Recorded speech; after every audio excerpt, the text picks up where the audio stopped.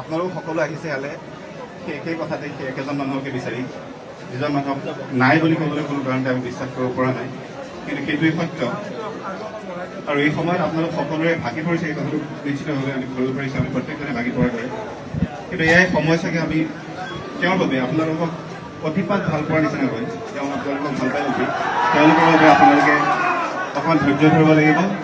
আমি জানিব পৰা মতে যে কাইলৈ সন্ধিয়াই তেওঁৰ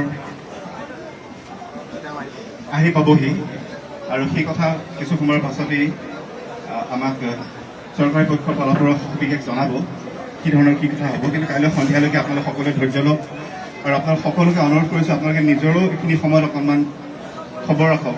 আপোনালোক প্ৰত্যেকো আৱেগিক হৈ আছে, গতিকে প্ৰত্যেকজনে নিজৰ খবৰ ৰাখক, সকলো ধুনীয়াকৈ থাকক, কাৰণ ওপৰত এটা পৰিয়াল আছে। জুবিনদাৰ পৰিয়ালটোৰ প্ৰতি লক্ষ্য ৰাখি আৰু এই বিশেষ বিল্ডিংটোতো এটা ছ'চাইটিত বৃদ্ধৰ পৰা আৰম্ভ কৰি শিশুলৈকে বহুকেইজন লোক আছে, সকলোৰে কথা চিন্তা কৰি আপোনালোক সকলোৱে খুব ধৈৰ্যৰে থাকক। কাইলৈ সন্ধিয়া আহি জুবিনদা আমাৰ মাজত পাবহি, গতিকে এইখিনি সময়লৈকে আপোনালোকে অনুগ্ৰহ কৰিছোঁ, আপোনালোকক কাটৰ অনুৰোধ কৰিছোঁ। মই মিডিয়াকো অনুৰোধ কৰিছোঁ, মিডিয়া বন্ধুসকলকো আপোনালোকেও অকণমান সকলো দিশ চাই দিব বুলি আশা কৰিছোঁ, আৰু সকলোকে ধৈৰ্য ধৰিবলৈ অনুগ্ৰহ কৰিছোঁ। মোৰ সৈতে